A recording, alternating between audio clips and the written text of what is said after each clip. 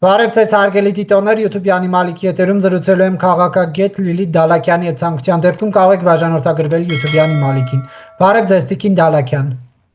Բարև ձեզ։ Տիկին Դալաքյան, հոգևորականների շուրջ կրկին իրավապանները գործողություններ են սկսել եւ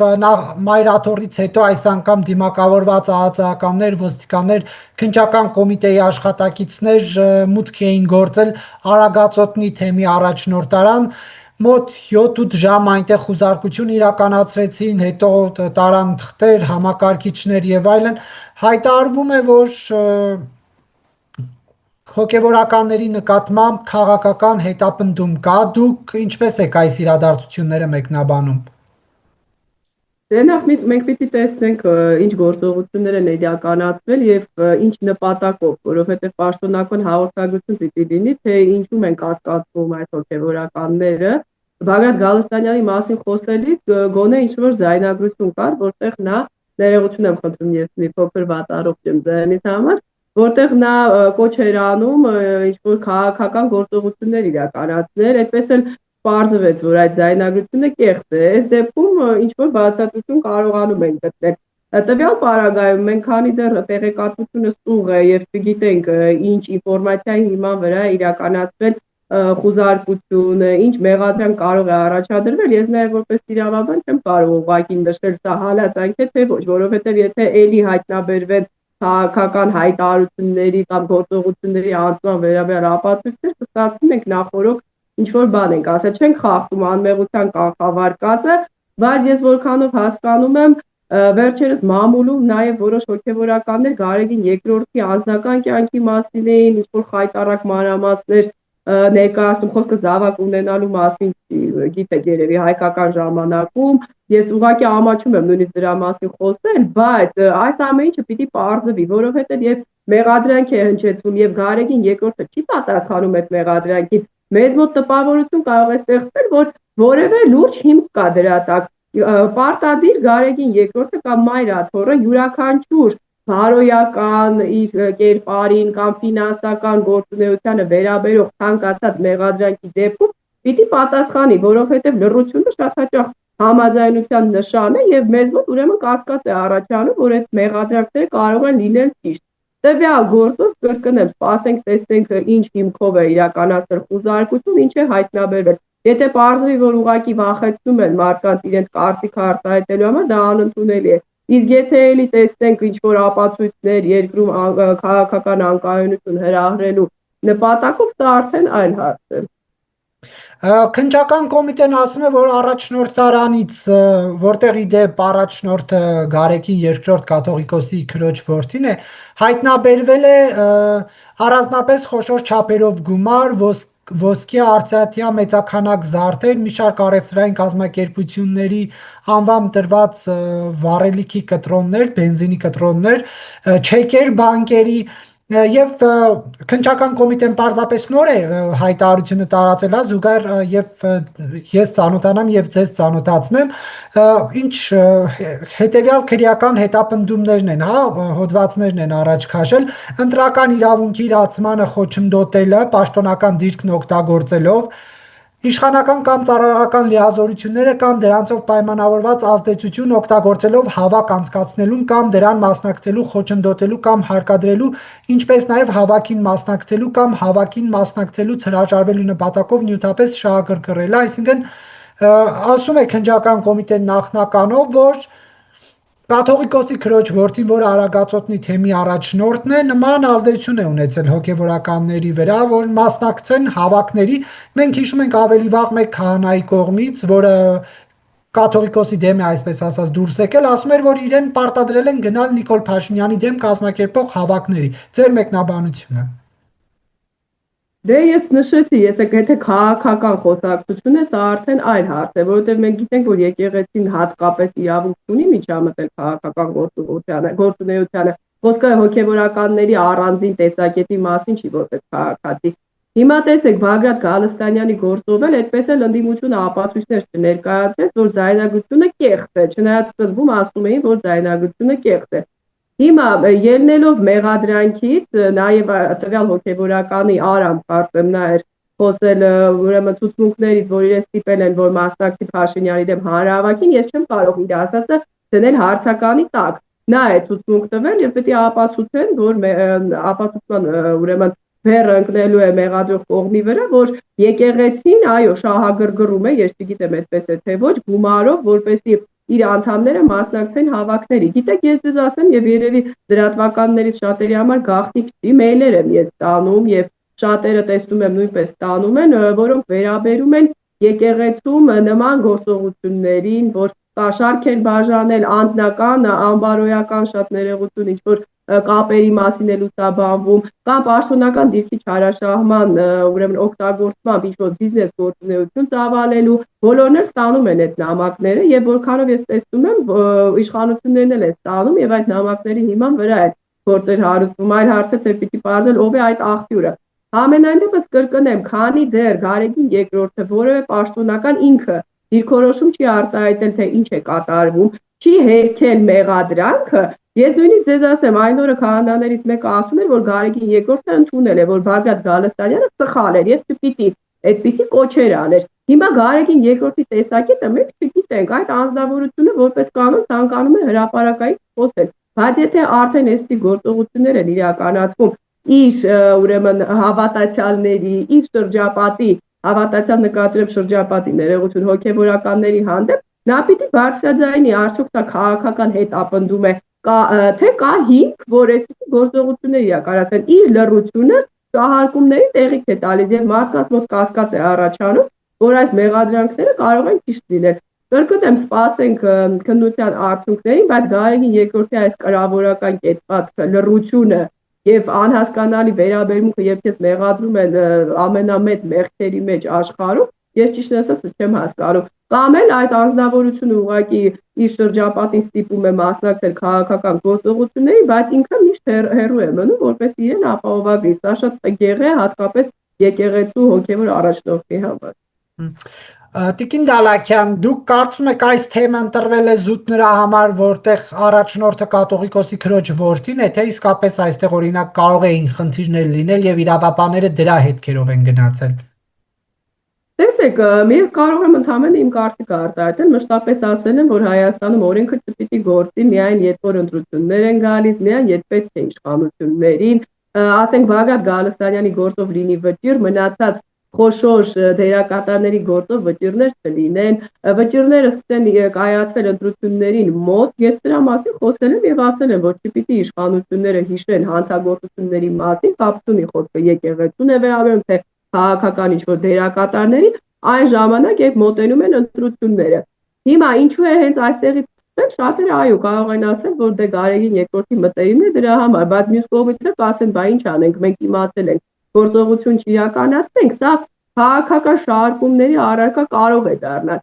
Դրա համար իշխանությունների խնդիրն է ոչ թե առանձին անձանց հանդեպ միայն կոնկրետ գործողություններ իրականացնել եւ առանձին դեպքերում ընտրություններից առաջ, այլ ամբողջ իրենց պաշտոնավարման ժամանակահատվածում անկախ թե ում մասին է խոսքը, ընդդիմադիր է, իշխանամետ է, թե արևմտամետ է, թե ռուսամետ է, օրենքը պիտի գործի մշտապես, որովհետեւ մենք այսպիսի խնդիրներ ունենանք եւ կասկած չարտահայտենք, որ բա ինչու հենց հիմա, բա ինչու հենց կաթողիկոսի բարեկամը։ Բայց կրկնեմ, կաթողիկոսի դիրքորոշումը այստեղ շատ կարևոր է։ Եթե օրինակ իմ բարեկամի անունն է շահարկվում, ես հետամուտ եմ լինում, որպեսզի պարզեմ հասկանամ ճիշտ է շահարկում, թե ոչ, եւ սա ճիշտ եմ համարում։ Իսկ տվյալ դեպքում Գարեգին երկրորդի բարեկամներին իրեն մեղադրում են ամենամեծ կրկնեմ մեղքերի մեջ, նույնիսկ իշխանական նախկին իշխանական կայքերը, որոնք հիմա իրեն աջակցում են, եւ նա երբևիցե որևէ խոսք չի արտահայտել կամ նույնիսկ իր մամուլի խոսնակը որևէ ձևով չի հերքել։ Սա մեծ առիթ է հանդիսանում ընդդիմադիրների կողմից իրեն ընդդիմադիրների սպեկուլյացիաների համար։ Մայրաթորից են հայտարարություն տարածել, նշում են, որ այս գործողությունները, որոնք քահանաների դեմ իրականացվում են, իշխանությունների հրահրած հակաեկեղեցական համակարգված արշավի հերթական դրսևորումներն են։ Կարող են մայրաթոռում նման կարծիք ունենալ, թե ոչ։ Տեսեք, ելի լղոզված հայտարարություն է, որևէ հերքում արդյոք տվյալ թեմի առաջնորդը որևէ հանցանք կատարել է թե ոչ, վստահություն չկա, որ ոչ, նա իր դիրքը չի օգտագործել մարդկանց ստիպելու համար գնալ հանրահավաքների։ Հերքումը պիտի ունենա ինչ-որ փաստական հիմք։ Ուղղակի ես էլ կարող եմ կամ ինչ-որ մեկը որոշեն ում նկատմամբ օրենք հաստատել, կանգնի ասի, սա քաղաքական հետապնդում է։ Իդեպ նախկին իշխանությունները այդպես են անում, հենց իրենց հանդեպ որևէ գործ է հարուցվում, ասում են, սա քաղաքական հետապնդում է։ Հիմա եկեղեցին ուղղակի չպիտի ասի, սա քաղաքական հետապնդում է, թե ոչ, առանձին գործով պիտի վստահություն արտահայտեն, որ տվյալ թեմի առաջնորդը երբևիցե այդպիսի քայլեր չի արել եւ չէր էլ կարող անել։ Իսկ եթե արել է, մենք դատապարտում ենք։ Այսքան ես կհասկանայի, բայց ուղղակի ասել, որ սա քայլ է եկեղեցու դեմ, հիմա որ ասում են օրենքով իրավունք չունի երեխա ունենալ, ասում են դա քայլ է եկեղեցու դեմ, չեն ասում իրավունք ունի կամ չունի։ Ես դրա համար չեմ կարող ասել, հերքումը պիտի այդպեսին չլինի, կրկնեմ, պիտի լինի այսպեսի, մենք վստահ ենք, որ տվյալ անձնավորությունը անմեղ է, նա որևէ կերպ չի ցանկացել շահագրգռել մարդկանց հանրահավաքներին մասնակցելու համար, նա ապաքաղաքական անձնավորություն է եւ դատարանում մենք կապակցենք դրա անմեղությունը։ Սա ես կարող եմ մեկնաբանել, իսկ օդից ասել իմ հանդեպ հետապնդում է, դա ճիշտ չի։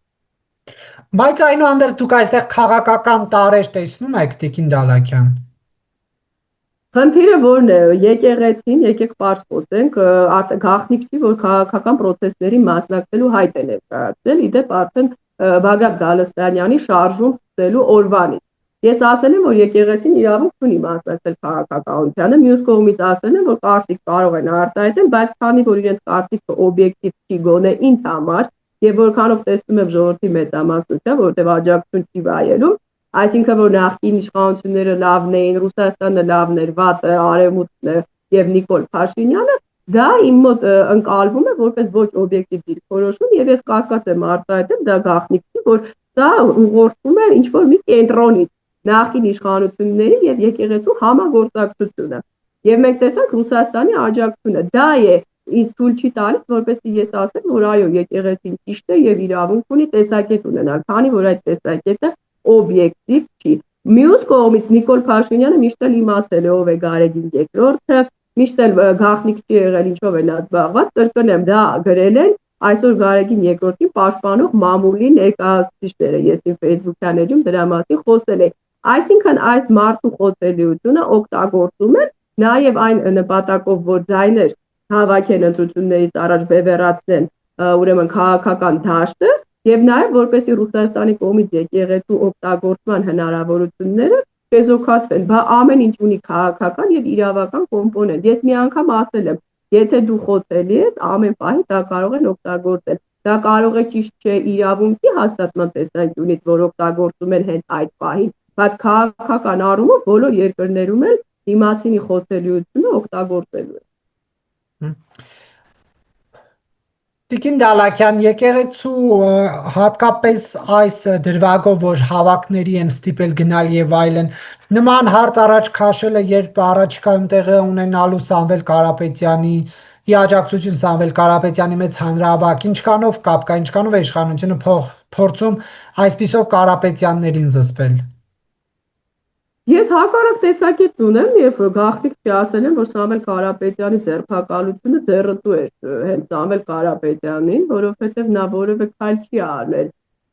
կամ այնպես չի, որ իր թիմը հիմա չի գործում, քանի որ ինքը ձերբակալված է։ Ինչ էլի, թիմը աշխատում է, թիմ է հավաքում, գուցե գումարներ է բաժանում, կոալիցիաներ է ստեղծում, ինչ տվեց Սամվել Կարապետյանի ձերբակալությունը, դա էլ չգիտենք ինչ ժամանակով երկար թե կարճ ընդհանրեն ընտրությունների նախորյակին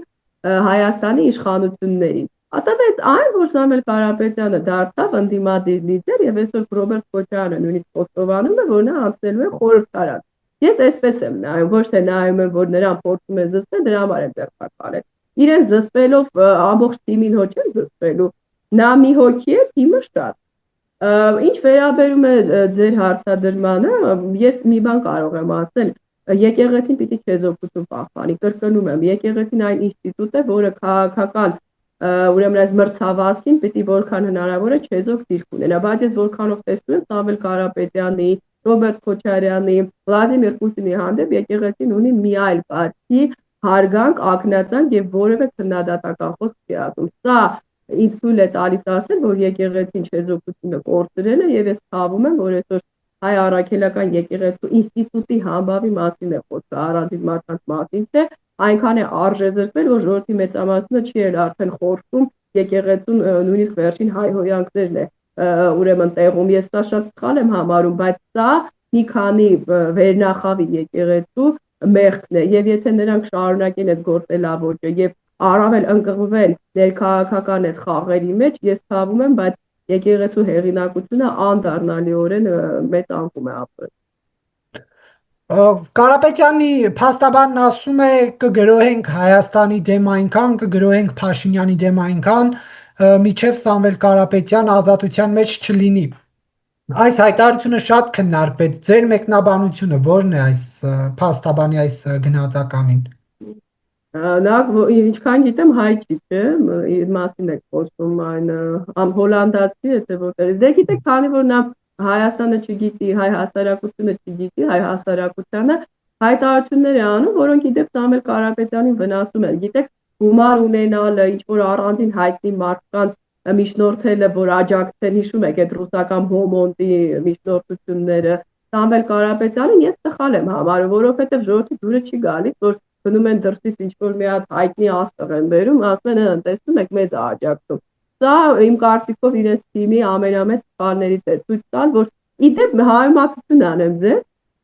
ուրեմն Տրամպը ինչու հաղթեց, որովհետև մյուս տեխնատուն դեմոկրատների Կամելա Հարիսը հենց այդ աստղերի հետ էր հույսերը կապում, ժողովրդի հետ չէր շփվում, Տրամպը գլխարկը հագնում էր, գնում էր ժողովրդի հետ հանդիպում էր, տրակտոր էր քշում, իսկ Տիկին Հարիսը, ասենք, չգիտեմ, երկշուհիներով էր իրեն շրջապատում, կամ ֆուտբոլիստներով, բեյսբոլիստներով։ Սա նյարդայնացնում է մարդկանց դուրս չի գալիս, որ փորձում են իրենցից առավել մեկին արժևորել։ Եվ ասել, որ այ մեզ միացել է այս տեղի հայտնի պրոֆեսորը, ես համարում եմ, որ դա հակառակ էֆեկտ է ունենալու։ Եվ քանի որ նրանք հայ հասարակությանը չեն ճանաչում եւ մեր բարքերի տեղյակ չեն, իրենց ամեն հայտարարությամբ վնասելու են Սամվել Կարապետյանի թիմին։ Հիմա իրենք կարող է հերքեն ասել, նա սխալ է ասել, սխալ բառապաշար է ընդունել, բայց արդեն այս նախադասությունը անընդհատ օգտագործվելու է իշխանությունների կողմից ընտրությունների ընթացքում։ Այնպես որ պետք է հույսը դնել ոչ թե նրա վրա, որ ցնցող գումարներ ծախսել եւ բերել հայտնի յետի ջեկտույների կամ փաստաբանների, որոնք Հայաստանի տեղը վստահեն չգիտեն քարտեզի վրա, այլ փորձել սեփական ժողովրդի հետ գտնել կոմունիկացիա եւ լեզու։ Դա ինչ է նշանակում, բայց այդ հայտարարությունը դուք ինչպես ընկալեցիք դա։ Եթե խոսքը վերաբերում է հետի գործին, կամ նրան, որ պետք է ապացուցեն, որ Սամվել Կարապետյանին քաղաքական պատճառներով են բանտարկել, դե մենք գիտենք, որ դիմել էին արբիտրաժային դատարան, դեռ Պարսի Հայաստանը ինչ բացատրություն է տվել, սա երկար process է լինելու, ես էլի չեմ կարող լախորով խոսել, անմեղության կարգավարկածը խախտելով, իշխանությունների տեսակետը այն է, որ հետում կային չարաշահումներ, հատուկ անջատումներ էին տեղի ունենում եւ Սամվել Կարապետյանը ներդրումներ չէր իրականացում այնպես ինչպես պարտավորվել էր։ Կարապետյանի թիմը ասում է հակառակը, մեր գործունեության ընթացքում մեծ ներդրումներ են բերվել, ամենալավ ուրեմն ծառայություններն են մատուցվել հայ հասարակությանը, քանի դեռ իրենք երկուսն էլ արբիտրաժային դատարանում կամ կորոշվի, որ դատարանում միջազգային իդեպ ներպետական օրենսդրությամբ էլ դեռ հայկական դատարաններում էլ այդ գործը պետք է քննվի, չեն ապացուցել որ կողմն է ճիշտ, մենք չենք կարող ասել Սամվել Կարապետյանը քաղ բանտարկյալ է, թե նա բանտարկվել է կամ հետում ինչ-որ չարաշահումներ է ցույց տվել իր անձնակազմը դրա համար։ Բայց տվյալ փաստաբանը երևի վստահ է, որ Սամվել Կարապետյանը քաղ բանտարկյալ է, դրա համար է այդպես ասում։ Համենայն դեպս, բա եթե իրենց թիմին է միացել, պիտի ասի, որ Սամվել Կարապետյանը անմեղ է, նա կողմնական անձնավորություն է այստեղ, երբ որ գործի քննությունը տեղի կունենա, մենք կիմանանք չարաշահում եղել է, թե ոչ։ Նրանց թիմը ընդլայնվում է ըստ ձեզ, թե ոչ, ասում են 5000 կամավոր է արդեն մեզ միացել։ Ես չեմ կարող մեկնաբանել, դա իրենց հայտարարությունն է, իրենք են շփվում։ Ես մի բան նկատեցի, գիտեք, Ռոբերտ Քոչարյանի հետ համագործակցության մասին որ խոսեցի, ասեց նրա եղբոր որդին, ասեց, որ կոնսոլիդացիա չի տեսնում ոչ Սերժ Սարգսյանի, չէ, ամենայն հարգանքով դա էր վերնագրին եմ միայն ծանոթացել, չեմ տեսնում։ Այդ մինչև այդ Ռոբերտ Քոչյանը մի քանի անգամ ակնարկել է, որ շատ բարձր է գնահատում Սամվել Կարապետյան եւ իրենք կարող են համագործակցել։ Ես այստեղ տեսնում եմ ակնհայտ հակասություն, այսինքն ամեն կերպ Սամվել Կարապետյանը փորձում է իրեն հեռու բայր Ռոբերտ Քոչյանից, Ռոբերտ Քոչյանը հակառակը ասում է, որ մենք ըստ էության նույն մարդն ենք, ազգային ժողովում էլ միանալու ենք։ Իհարկե սա լավ չի Կարապետյանի հեղինակության համար, հաշվի առնելով Քոչարյանի ընկալումը լայն հասարակության մեջ։ Կամ Սամվել Կարապետյանը բանակցություններ է վարում այնպիսի մարդկանց հետ, որոնք անընդունելի են Ռոբերտ Քոչարյանի թիմի համար, անուններ չտամ, չէ՞, ասում են, եթե նրանք միանան Սամվել Կարապետյանին, ուրեմն Կարապետյանի թիմը ընդդիմադիր չի կարող համարվել։ Այսինքն արդեն մենք տեսնում ենք ակնհայտ մրցակցություն Կարապետյանի եւ Քոչարյանի թիմերի միջեւ եւ նույնիսկ ասում արդեն ավազք կլինի Քոչարյանի թիմից Սամվել Կարապետյանի թիմ հակառակը չէ որտեղ Կարապետյանը այստեղ ավելի այստեղ բացասական այդքան դեռ չի ընկալվում ամենայն դեպս ինչքան էլ իրանք մեկ կենտրոնից ղեկավարվեն բոլորը ասեն որ մեկ է միանալու են եկեք մոռանանք Սերժ Սարգսյանն ու Քոչարյանն էլ են միանում բայց իրենք լուրջ խորը հակասություններ ունեն մենք առաջիկայում տեսնելու ենք նաև այդ երեք թիմերի միջև պայքարը իհարկե չի լինելու այնպես ինչպես իշխանությունների հետ կապիտուլյանտ Մարտհասpan եւ այլն բայց իրար կսմթելով հասկացնելով որ չէ իրական ընդդիմությունը դու ես այլ ես չեմ մենք ինչքան ընտրությունները մոտենանք այդպիսի բաներ ենք տեսնելու եւ ես չեմ զարմանա եթե Սամվել Կարապետյանի թիմում հայտնվեն մարդիկ որոնք ըստ մեզ հաստատ չէին կարող լինել այդ թիմում ես սպասում եմ նման զարգացումներ Քոչարյանը դիտմամբ այդ հայտարարությունը արեց որ իրենք հնարավոր է միանան այո միանշանակ նա արդեն երկրորդ կամ երրորդ հաղորդումը նվիրում է նրան որ Սերժ Սարգսյանը չի լինելու Սամվել Կարապետյանը լինելու է իրենք երկուսով ավելի շատ ձայն կհավաքեն քան Նիկոլ Փաշինյանը այսինքն ինքը ցույց է տալիս Սամվել Կարապետյանը չունի որևէ հակասություն գաղափարական եթե չունեն ինչի պիտի միանան իսկ Սամվել Կարապետյանի թիմը հակառակը զուշավոր ձևով թե իրենք պարզո չեն ասի մենք Քոչարյանի հետ չենք ուզում միավորվել կամ չենք ուզում հիմա խայտարակ լինել գոնե գնանք խորհրդարան նոր միավորվենք ամեն կերպ փորձում են չվիրավորելով Քոչարյանին հասկացնել որ չէ մենք առանձին ուժ ենք մենք համարևմուտքի հետ ենք հիմա այդպիսի բաներ են չէ որտեղ տակտիկա մենք բոլորի հետ շատ լավ ենք Ամերիկայի հետ Ռուսաստանի հետ իսկ Քոչարյանը շնորհիվ իր սխալ քաղաքականության չի ընկալվում որպես արևմուտքի հետ հարաբերություններ կառուցող Սամվել Կարապետյանը ավելի նեյտրալ է փորձում Երևան արևմուտքի հետ հարաբերություններում Բայց ինչպես է այդ նեյտրալությունը դրսևորվում, որովհետև ակնհայտ է իրենց համակարգող Նարեկ Կարապետյանի հայտարարություններում, ինչպես է Կարմիր Թելնովը անցնում Հայաստանի եւ Ռուսաստանի խորացված համագործակցության մոդելը։ Հիշում եք նա կարծեմ Սամվել Կարապետյանը հենց հոդված էր գրել, ուղերձ էր հղել, որ ես բոլորի հետ էլ լավ եմ, Մակրոնին շատ է սիրում, Տրամպը։ Բայց մենք ԵՄ չպետք է գնանք, ԵԱՏՄ-ում պետք է մնանք։ Նորմալ է, բայց դա չի ընկալվում պրոռուսական, ասում են ԵՄ-ն մեջ չի սպասում, կամ ասում են մեր տնտեսությունը ամբողջովին ԵՏՄ-ի հետ է կապված։ Դե կներեք, Նիկոլ Փաշինյանն էլ է երբեմն ասում, մենք ԵՄ կարող է չգնանք։ Չէ՞, որ այսպես նայում ես, այնքան չի որ շատ լուրջ հակասություն կա։ Նիկոլ Փաշինյանն ասում է ես ԵՏՄ-ից դուրս եմ գալու, Սամվել Կարապետյանն ասում է ոչ։ Երկուսն էլ իդե Փաշինյանն էլ փորձում են Ռուսաստանի հետ իրենց Սամվել Կարապետյանը առավել եւս հարաբերությունները խորացել։ Այլ հարց է, որ ես չեմ հավատում Սամվել Կարապետյանի անկեղծությանը, որ ինքը արևմուտքի հետ է փորձելու հարաբերություններ կառուցել, ելնելով արևմուտքում իր հեղինակությունից, որովհետև գիտեք, որ նա մի քանի անգամ ծև ցուցակներում է հայտնվել որպես Պուտինի մտերիմ անձնավորություն, բայց Քոչարյանի տարբերվելու համար Քոչարյանը շատ է այդպես կոպիտ ռուսամետ ասենց բարձ ասեմ։ Նա ասում է ես Տրամպն էլ է բիզնեսմեն, Մակրոնի հետ էլ ենք լավ, բոլորի հետ էլ պիտի լավ լինենք, բայց մեր գլխավոր դաշնակիցը Ռուսաստանն է։ Դա տարբերվում է այդ միութենական պետության եւ այլ քոչարանական գաղափարներից։ Դե Քոչարանն էլ ոնց որ փոխում է այդ քաղաքականության ձևը վերջին ասուլիսում ամերիկացիների մասին էր խոսում։ Ինձ թվում է ժամանակն է հասկանալ, որ այդպես կներեք կացնային ձևով մի կենտրոնին աջակցելը եւ մի կենտրոնից կախված լինելը տվյալ քաղաքական ուժին որևէ կերպ ձեռնտու Իդեպ Նարեկ Կարապետյանն ասում է այո պետության համը մեր բերանում կմնա շատ քաղցրա։ Սա ինչ է նշանակում, որ նրանք անուղակի հաստատում են Նիկոլ Փաշինյանի ասացները, որ իրենք փորձում էին հակաօրինական բան անել եւ հիմա ինչպես իշխանություններն էին ասում, պետության համը մնում է իրենց բերանը եւ իրենք էլ ասում են այո, երկար դեռ կմնա։ Գիտեք, ես վստահ եմ, որ ինքը չի ասել դա այն մտքով, որ մենք ընկալում ենք, այսինքն ինքը չի կարողացել ձևակերպել։ Քանի որ տվյալ անձը ես ճիշտը չեմ լսել, բայց որքանով հասկանում եմ քաղաքական բառապաշարից զուրկ է,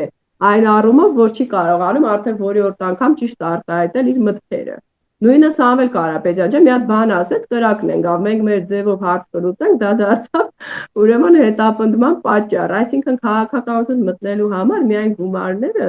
հերիք չեն, պետք է ունենալ համապատասխան,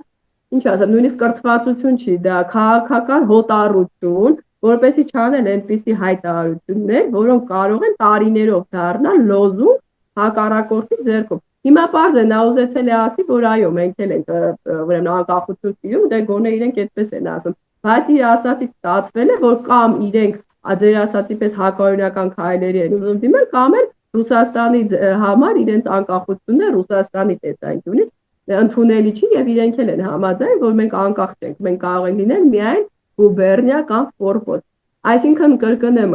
քաղաքական թրծվածություն չունենալը դեռ մինչև ընտրություններ շատ առիթներ է ստեղծելու այսպիսի սպեկուլյացիաներ անելու համար։ Դուք կարծում եք Սամվել Կարապետյանը, որի կարողության մեծ մասը անշարժ գույքի տեսքով Ռուսաստանում է, կարող է լինելով այս ուժի դեպ գաղափարական առաջնորդը, դա էլ քննարկման մեկ այլ հարց է, թե ինչ է նշանակում գաղափարական առաջնորդ, բայց ունենալով Ռուսաստանում հսկայական կապիտալ եւ լինելով Հայաստանում նորաստեղծ ուժի գաղափարական առաջնորդը, կարող է այդ ուժին ազատություն տալ կամ կարող է այդ ուժը ազատություն ունենալ բալանսավորման ճանապարհով գնալու եւ Արևմուտք եւ Ռուսաստան։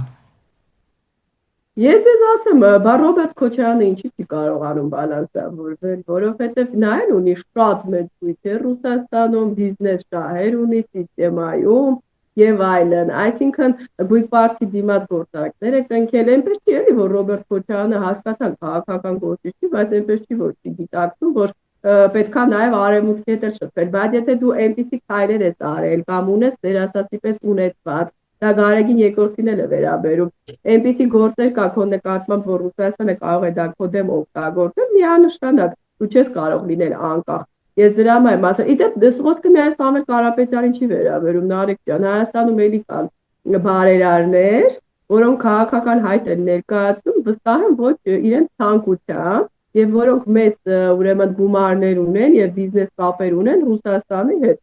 Այնպես որ այո, նման գործիչները միայն Սամվել Կարապետյանի մասին չի խոսքը։ Նույնիսկ եթե ինքը ինքնուրույն է որոշել գա Հայաստան եւ զբաղվի քաղաքականությամբ, ես դրա վրա եմ կասկածում, բայց միանշանակ ազդեցության լծակները, ինչպես Ռուբեն Վարդանյանի դեպքում օգտագործեն համապատասխան մարմինների կողմից, որպեսզի իրենք հանկարծ գծված սցենարից դուրս չգան։ Եվ գաղափարական առաջնորդ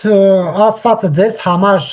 ընկալելի է, դա ինչ է նշանակում քաղաքականության մեջ, այսինքն կա կուսակցություն ունի գաղափարական առաջնորդ եւ այդ կուսակցությունը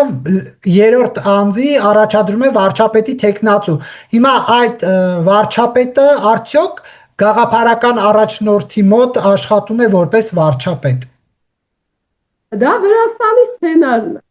Գաղափարական առաջնորդ, իդեպ առաջնորդը որոշ ժամանակ ղեկավարեց Վրաստանը, բայց հետո հասկացավ, որ ինքը բիզնեսի մաս է, հեռացավ, բայց ինքն է ղեկավարում Վրաստանը։ Ինչու են հաճախ Սամվել Կարապետյանին համեմատում Իվանիշվիլի հետ, պարզ է, չէ, որ Սամվել Կարապետյանը չի գալու Հայաստանի վարչապետ, նախ նա օրենքով չի կարող լինել Հայաստանի վարչապետ, երկրորդ էլ եթե ազատ արձակեն, ես վստահ եմ, որ կարձակեն, նա մեկնելու է Ռուսաստան, շարունակի այնտեղ իր բիզնես գործունեությունը, ինքը այստեղ լուրջ հարցերի առաջ կանգնի, պատերազմ, խաղաղություն, նա այդպիսի գործիչ չի։ Դրա համար անունը դրել են, քանի որ ֆինանսավորումը հիմնականում Սամվել Կարապետյանից է գալիս, եւ կապերը Պուտինի հետ Սամվել Կարապետյանից է գալիս, ասում են նա լիդերն է, բայց քանի որ չի կարող լինել վարչապետ, քանի որ նրա հիմնական գործունեությունը Հայաստանում չի եւ չի լինելու, Այսպես մեկին ենք ներկայացնելու, բայց դուք դա ճիշտ եք, ստացվում է Հայաստանում այսպես դրածո է լինելու կամ ինչ-որ մեկի շահերը սպասարկողը, ես Վրաստանի օրինակով եմ ասում, որովհետև այսօր ամբողջ Վրաստանը դարձել է Իվանիշվիլիի Ռուսաստանում բիզնես շահերի գերին։ Եվ նա այնպես է փոխում կառավարության անդամներին եւ վարչապետերին, կարծես իրեն սպասարկող անձինք լինեն։ Ես չեմ կարող նույնը ասել Կարապետյանի մասին, չենք տեսել։ Չեմ կարծում իհարկե որ նա կգա իշխանության, բայց համենայն դեպս դա ճիշտ չի ընկալվում։ Ստացվում է, որ դրսից մենք մարդ ենք բերում նայող, այսպես ասած, որպեսզի Հայաստանում իշխանություն կազմի։ Եվ Նիկոլ Փաշինյանի վերջին այցերի մասին, իդեպ վերջերս մի քանի օր առաջ Թրամփը նրան ներկայացրեց Ալիևի հայրենակից եւ ասաց, որ իրենք 31 տարի կռվում էին, բայց ես մի ժամում իրավիճակ ստեղծեցի, որ փաթաթվել գրկել էին իրար։ Նախ դա հնարավոր է, որ Ալիևն ու Փաշինյանը գրկախառնվեն, այդքան հայ-ադրբեջանական հարաբերությունները զարգացել են, որ բանը գրկախառնության է հասել, թե Թրամփը չափազանցնում է։ Նախ Թրամփը երևի չի լսել Մակում Փաշինյանի ելույթը եւ Ալիևի, որը նման չէր գրկախառնության, եւ վերջերս նաեւ Պուտինի հետ Ալիևի ջերմացումից հետո Զանգեզուրի միջանցքի վերաբերյալ Փաշինյանի հակադարձումները Թրամփը շոումեն է, տեսեք, հիմա նույնը Պաղեստինում, Գազայում, չէ, ինքը ասում է, ես ավարտեցի 3000 տարվա, նախ 3000 տարվա չէ այդ կոնֆլիկտը, մոտ 140, այսպես ասենք, տարվա կոնֆլիկտը, այսինքն բրիտանական մանդատից հետո Պաղեստինի հանդեպ, այսպես որ տարիներով հաշվենք, մոտավոր 140 տարի է ստացվում։ Նախ նա 3000 տարուց է խոսում, երկրորդը պատերազմը չի ավարտվել, առաջին էտապն է գեյներին տվեցին, հիմա օրինակ Համասը ասում է, ես զենքերը վար չեմ դնելու, այստեղ պիտի լինի Պաղեստին պետություն, Իսրայելն ասում է դա անհնար է, բայց Թրամփը արդեն ամբողջ մեդիայում հայտարարվել է, որ ինքը 8-րդ խաղաղությունն է բերել, հիմա գնում է 9-րդի հետևից Ռուսաստանի, այսինքն։ Նույնը Հայաստանի հետ կապված չկա խաղաղության պայմանագիր, մենք խոսել ենք, երկու կողմեր դեռ իրար հատկացնում են ինչ-որ բաներ, Թրամփի ուղի, Զանգեզուրի միջանցք, Պուտինը նորից հայտնվել է Հարավային Կովկասում հազինս Ալիևի, այս ֆոնին ասել, որ մի ժամում բարիշացրեցիք, չեմ ուզում ես գնահատական տալ ԱՄՆ նախագահին, բայց դա լուրջ մոտեցում չի։ Դա նման է, գիտեք ինչին, երբ որ ինքը պետք է մեկ օրում, թե մեկ ժամում ավարտեր ռուս-ուկրաինական պատերազմը։ Որևէ տեղ չի ավարտվել իդեպ պատերազմ, նույնիսկ ես կասեի արդեն Աֆղանստանն էլ է ներքաշում լարվածության մեջ, Պակիստանի հետ, Հնդկաստանն էլ, այստեղ լուրջ բաներ կարող են կատարվել, դա մեկ այլ հարց է։ Բայց այն, որ Թրամփը ամեն ինչ անելու է, որպեսզի տեղեկատվական դաշտում այդ խաղաղության Նոբելյան մրցանակի հավակնորդ գոնե մյուս տարում հայտնվի, որպեսզի ասի, որ Բայդենը չկարողացավ, ես կարողացավ, նա դա անելու է։ Իհարկե պետք է ասենք, որ շատ մեծ քայլ էր պատաններին վերադարձնելը, մեծ քայլ էր Ալիևի ստորագրությունը ստանալը Վաշինգտոնում, ես չեմ ասում, որ լիովին սա 0 է, բայց չի կարելի գործի կեսը կամ կեսից քիչը ներկայացնել հաղթանակ։ Եվ ես դրանից եմ ամենաշատը վախենում, որ հանկարծ այդ անուշ մոտեցումը չգործի այն դեպքում, երբ Ալիևը Պուտինը որոշեն, որ չէ, ոնց որ թե նոյեմբերի 9-ի ժամանակը եկել է։ Բայց այնուհանդերձ Նիկոլ Փաշինյանը չանտեսվեց Թրամփի կողմից, երբ որ մոտեցավ, ներկայացավ, ասեց ես Հայաստանի վարչապետն եմ, Աստված օրհնի ձեզ եւ այլն, ուզում էր ըստ էության ինչ-որ նոր բան ասել եւ Թրամփը սկսեց խոսել, կարծեմ Ինդոնեզիայի նախագահի եւ ՄԱԿ-ի գլխավոր քարտուղարի հետ։ Տեսեք, Փաշինյանը հաճելի եւ Ալիևը անձնավորություն են դարձել Թրամփի համար, որովհետեւ իրեն տվել են այդ խաղաթուղթը, որ ես ավարտեցի 30 տարի ուրեմն մղվող մի կոնֆլիկտ։ Դրա համար նա իհարկե շատ լավ ճանաչում է, դեմքով էլ գիտի, անընդհատ նրանց երկուսին էլ գովերքում է, որովհետեւ իրենք տվեցին իրեն այն, ինչ որ օրինակ Պուտինը չի ցանկանում տալ։ Գոնե հիմա ասում է լավ, Ադրբեջանը եւ երբեմն անունները սփոթելով Հայաստանը միջև խաղաղություն հաստատել։ Դրա համար նա երկուսին էլ անընդհատ գովաբանում է, որպեսի նախ շնորհակալությունը ցույց տա նրանց քայլի նկատմամբ, մյուս կողմից իհարկե մենք էլ պիտի շնորհակալ լինենք, հիմա ԱՄՆ նախագահն է, որ մեզնով հետաքրքրվում է, դա շատ լավ է։ Բայց Թրամփը անձնական հարաբերությունների վրա է կառուցული քաղաքականությունը, ինչ է ասում, ես լավ եմ Պուտինի հետ, լավ եմ Էրդողանի հետ, հեսա Էրդողանին կասում կզանգի Պուտինին։ Այսպես է նա։ շահերի տեսակետից շատ նայեմ։ Հա, ես Նիկոլ Փաշինյանի հետ ընկերացա, երկու ուժեղլի ձեռի հետ ընկերացա, այլ իրանք չեն պատերազմի։ Այսինքն մի կողմից լավ է, որ Փաշինյանը հայտնվել է իհարկե Տրամպի ուշադրության կենտրոնում, մյուս կողմից այդ ուշադրությունը ամեն ինչ պիտի արվի, որ հանկարծ Փաշինյանի եւ Հայաստանի վրա չեղվի, որտեղ կրկնում եմ, ես չեմ ուզում 2020 թվականը կրկնվի, նա Կոսովո ասի խոստումներ տա եւ հետո ուշադրությունը շեղվի, դա օգտագործի այն կենտրոնների կողմից, որոնք այդքան էլ գոհ չեն Տրամպի ուղուց եւ Ամերիկայի հնարավոր ներկայությունից տարածաշրջանում։ Այսինքն Փաշինյանին չի հաջողվում առաջընթաց գրանցել օգոստոսի 8-ից հետո Թրամփի ուշադրությունը հրավիրել պայմանավորվածությունների վրա նոր զարգացումներ ունենալ։ Այս առումով ինչ կասեք։ Դե ամերիկյան խումբ էր եկել, ես դեռ արդյունքները չեմ տեսել, ամենայն դեպս քանի դեռ Նիկոլ Փաշինյանն ասում էր աշնանը, մենք ունենք հայ-ամերիկյան համաձայնագիր, որը կռվան է դարձել, այս միջանցքի ճանապարհների վերահսկողության վերաբերյալ, քանի դեռ գետնի վրա մենք չենք ունենալու երաշխիքներ անվտանգային բազայի մասին չեմ խոսում, դա տարբեր ձևերով կարող է տեղ ունենալ, որ Ռուսաստանի խառնակիչ գործողությունների դեպքում երկաթուղուն ուղղված կամ Ալիևի կողմից շեղվելու դեպքում նոյեմբերի 9-ից Ամերիկան ինչ միջոցների կդիմի, ես չեմ կարող ասել, որ մենք ունենք վերջնական արդյունք, բայց արդյունքը մի օրում չի լինում եւ մի ժամում, դա կախված է մեր աշխատանքից, մենք ունենք 1 տարի,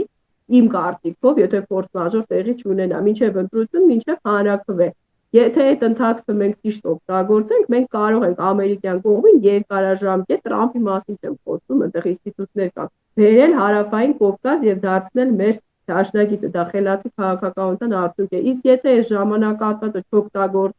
չօգտագործենք իրար վրա կրակելով եւ իրար վիրավորելով մի տարին անցնի եւ Տրամփը ընկղվի խնդիրների մեջ, Ալիևն էլ որոշի, որ նոյեմբերի 9-ը այդքան էլ վատ համաձայնագիր չի, Պուտինն էլ կարողանա այստեղ ինչ-որ գործողություններ իրականացնել, մենք ասենք, որ սա տապալվել է, ամեն ինչ կախված է Հայաստանի իշխանությունների ճիշտ աշխատանքից Ամերիկայի հետ։ Տարվում է, բայց այդ աշխատանքը բավարար չափով։ Դե ես մենք քննադատում ենք, ասում են հայ-ամերիկյան խումբ է եկել, մենք խոսում ենք, կամ Արադ Միրզոյանը հանդիպեց պարազինությունների գծով, այդպես ասեմ, ամերիկյան Պենտագոնի ղեկավարի հետ, Ամերիկայում ասում են, տեսեք, այս քայլերը անում ենք։ Ես հիմա որ ասեմ, կասեն անում ենք, դա մի օրվա process չի, բայց ամենայն դեպս ես կարծում եմ, որ առաջիկա 1-2 ամիսը ամենակիչը, քանի Տրամփը դեռ հիշում է Հայաստանի մասին եւ Նիկոլ Փաշինյանի, մենք արագորեն պիտի այդ խնդիրները լուծենք վերահսկողության եւ անվտանգության։ Եթե ոչ, մենք կարող ենք արդեն 2 ամսից մոտավոր ասել, որ կանգ է առել process-ը եւ գուցե ամերիկյան կողմն էլ է սպասում, որ Հայաստանում ընտրություններ տեղի ունենան, նոր ինչ-որ լուրջ զարգացումներ տեղի ունենան այդ հարցում։ Շնորհակալություն Տիկին Դալաքյան հարցազրույցի համար։ Շնորհակալ եմ։